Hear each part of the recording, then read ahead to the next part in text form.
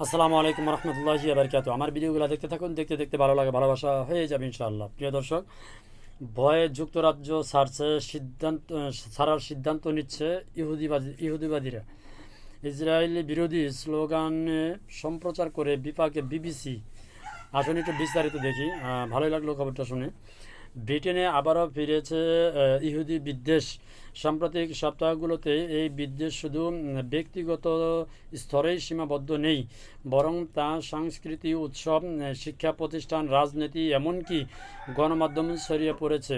1930-50-এর দশকের ইউরোপের বিভীষিকাময় ইতিহাস স্মরণ করিয়ে আজ আবারও দেশটিতে ইহুদি বিদ্বেষ দেখা দিয়েছে নতুন মোড়।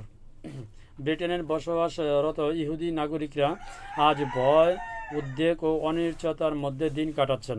সোমবার জেরুজালেমের পোস্টের সম্পাদকীয়তে বলা হয়, ভয়ে অনেক ইহুদি নাগরিক যুক্তরাজ্য ছেড়ে ইসরায়েল বা অন্য কোনো নিরাপদ দেশে চলে যাওয়ার সিদ্ধান্ত নিয়েছে।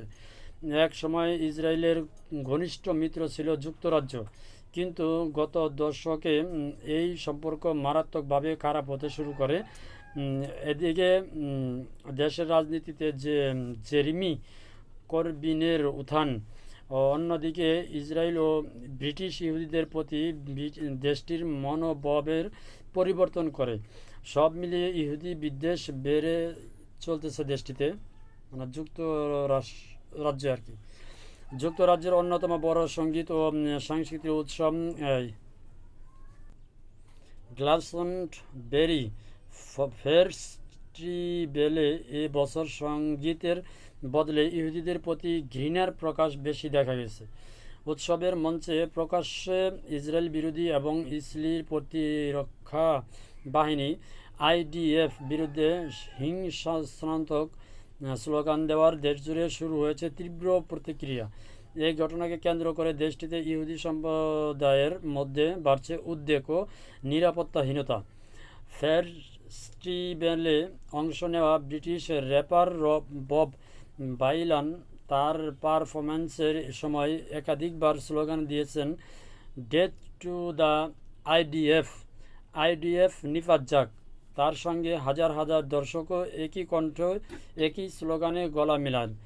ঘটনার ভিডিও সামাজিক মাধ্যমে ভাইরাল হওয়ার পর বিষয়টি তদন্তে নেমেছে ব্রিটিশ পুলিশ।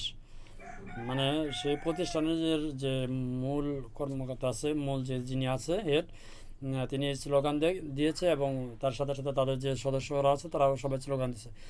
এই খবর প্রকাশ করে আবার বিবিসি চ্যানেল আছে বিভাগে।